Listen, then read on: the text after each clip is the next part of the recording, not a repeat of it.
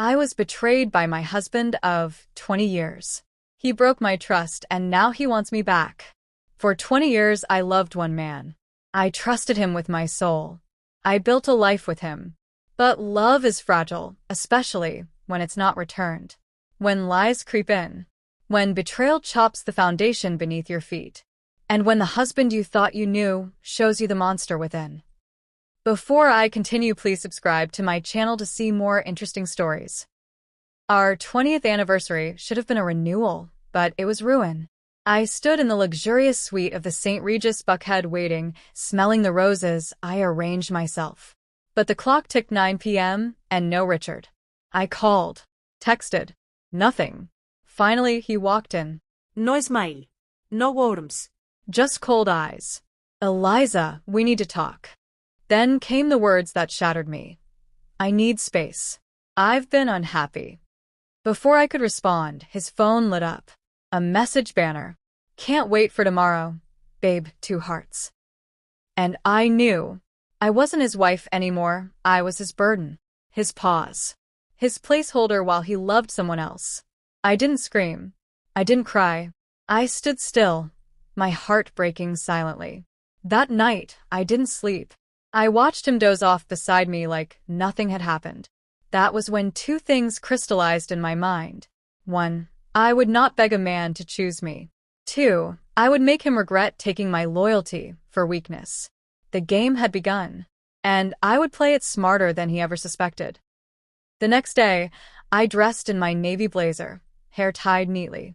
Went to work like nothing happened. Let him think I was stunned, paralyzed.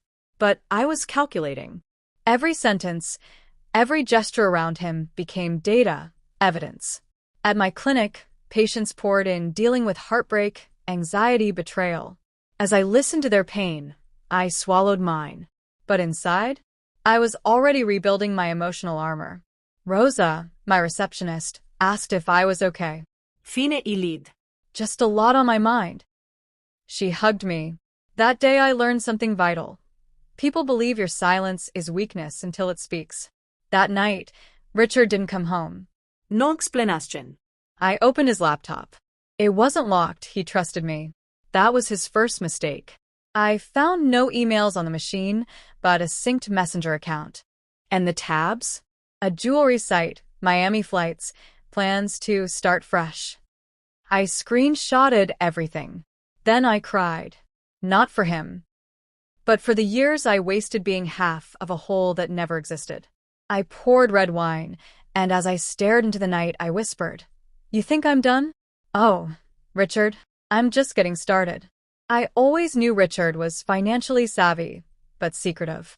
He said it was for tax purposes. My gut told me otherwise now. So, I hired one of my clients, a forensic accountant.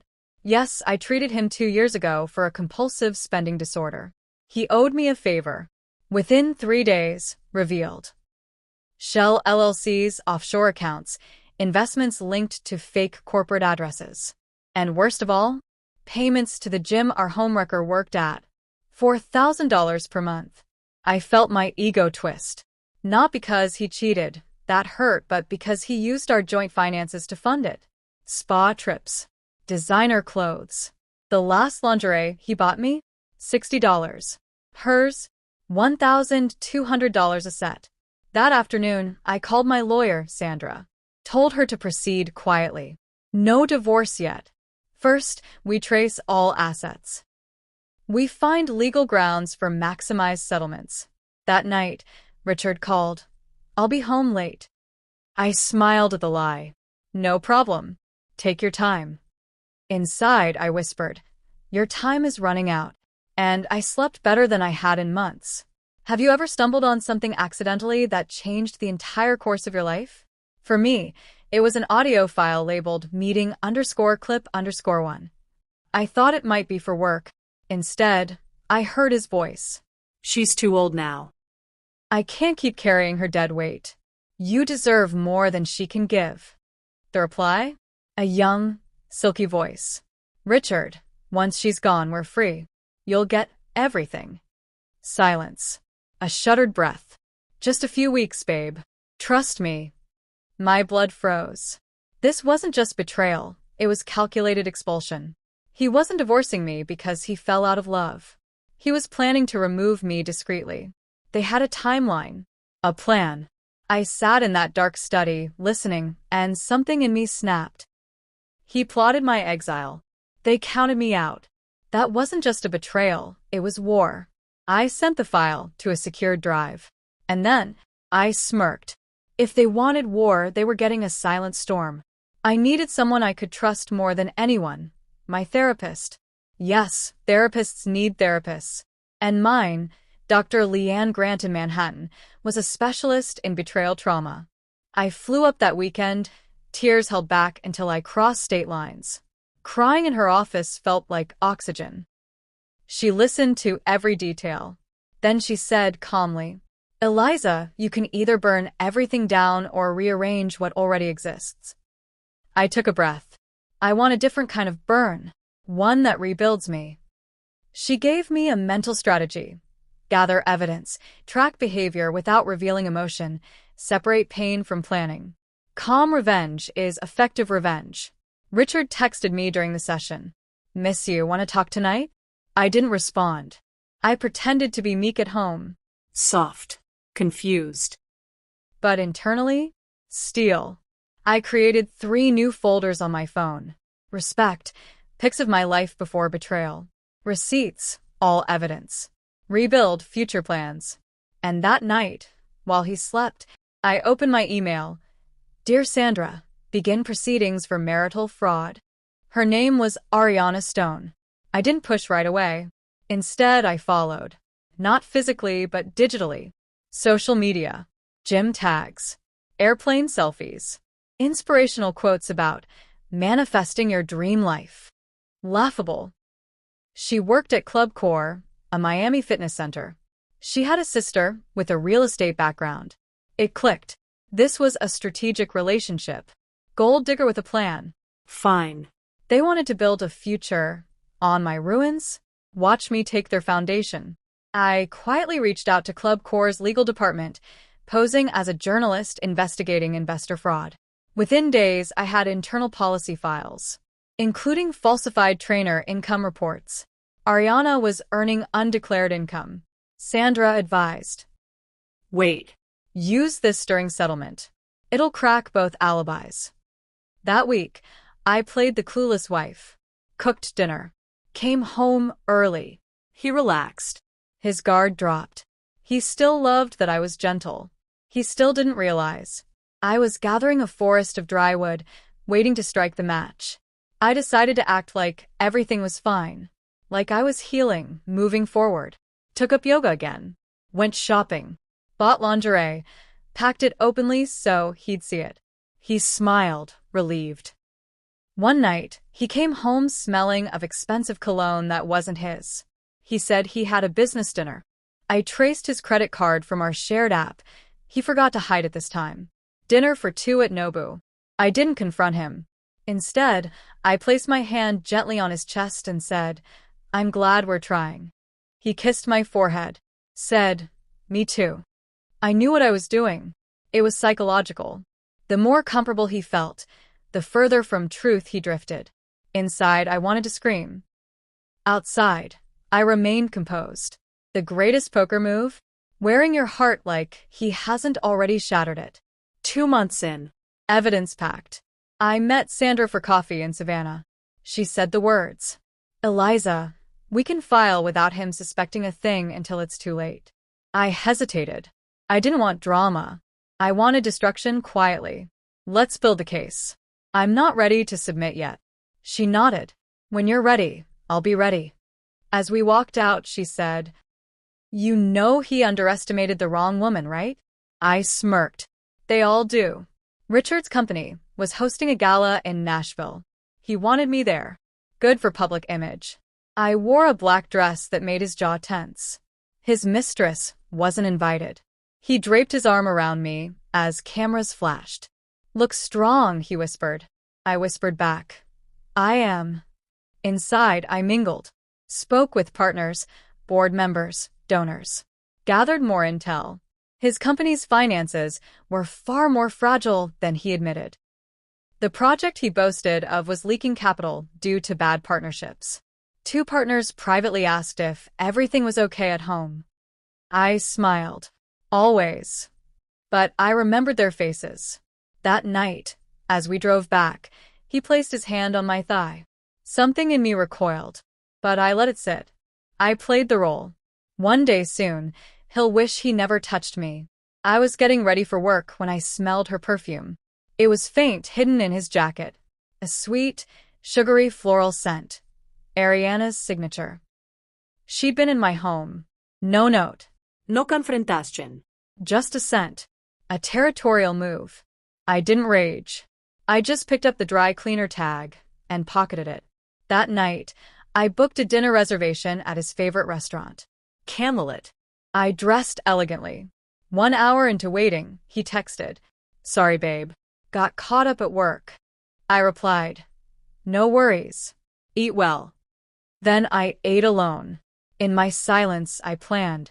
Richard got sick. Chest pains. Stress disorder. His assistant called me. I rushed to the hospital. Not because I cared, because I wanted the access. Doctor said his heart was fine, but his anxiety was off the charts. Said his work pressures were overwhelming. I met the nurse who filed his emergency contacts. 2 names, me. And someone named A. Stone. I raised my eyebrow. She apologized, knowing I wasn't mad. I walked into his room, held his hand. He smiled weakly. "Glad you're here." "I always will be," I whispered. "For now." The Seattle development deal was nearing its launch. Millions in play. He needed my support to sign as co-owner of certain assets for tax leverage. I smiled sweetly. "Of course, dear." But I quietly filed those same documents with my lawyer. New ownership agreements, ready for court. Then I told him I wanted a girls' trip. He kissed me goodbye. I left for LA, but didn't tell him where I was going. That night, I wasn't with friends. I was with tech experts finalizing an airtight case. The trap was almost ready. He called me 4 times that night. "Where are you?" "I told you. With friends." His insecurity was blooming. I could feel it. Control was slipping. I stayed calm, posting vague travel photos to my stories. Kept him guessing. He hated the unclear. Control was his security blanket. That was when I knew I was winning. A package arrived for me. No sender name. Inside was a USB with an anonymous note. "Be careful. He's running a scam." I plugged it in. Videos of Richard bribing contractors, forging permits. Fraud. Massive fraud. I froze. Was it Ariana? A spurned business partner? Didn't matter. What mattered was the evidence matched my asset timeline. I added it to the folder. One morning, I played his voicemail by mistake. A woman's whisper. "You know where to meet me. Bring the documents." She'll never find out. I didn't panic. I smiled. I wasn't chasing a wife. I was hunting a criminal.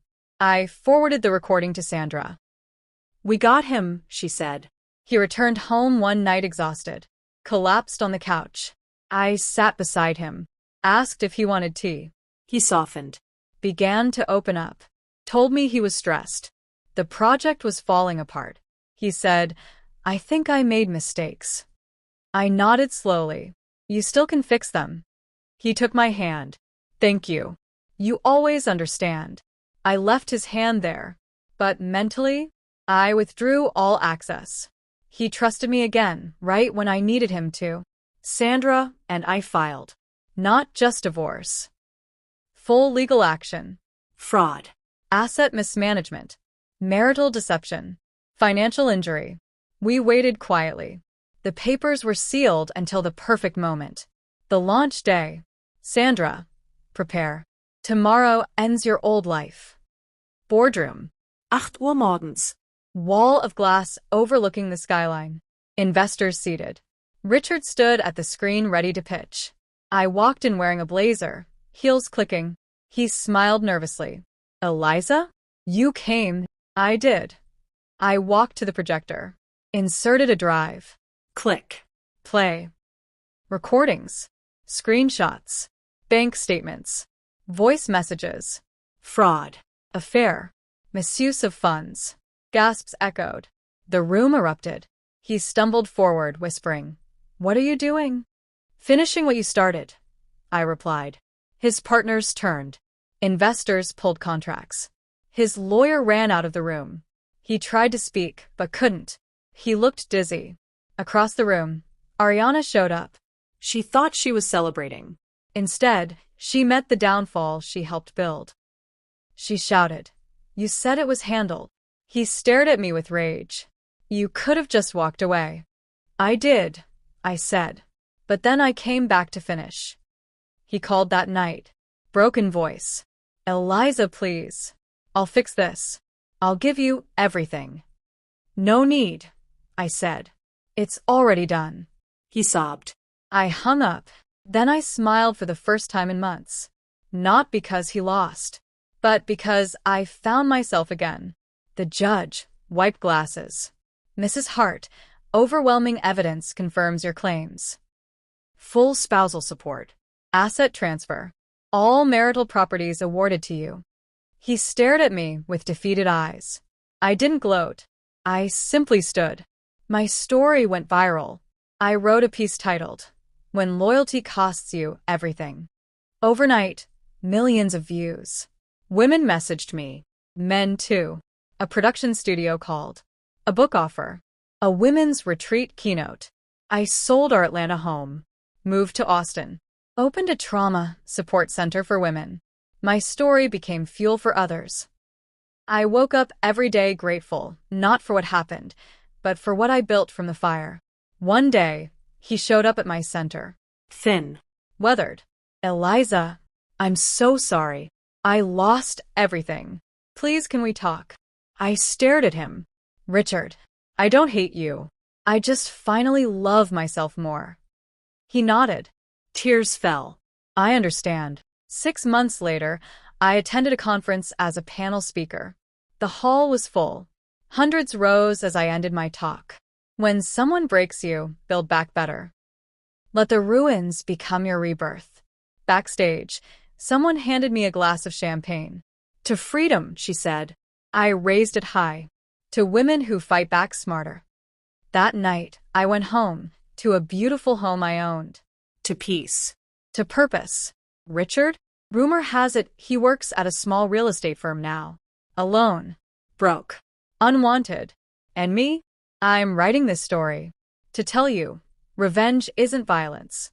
Revenge is rising so high that the person who betrayed you must look up just to see you shine. The person who betrayed me didn't ruin my life. They redirected it. And no matter how they tried to bury me, I grew back with roots of steel and branches of victory. Thank you for listening to my story. Please don't forget to like, subscribe, and share my videos. Thank you.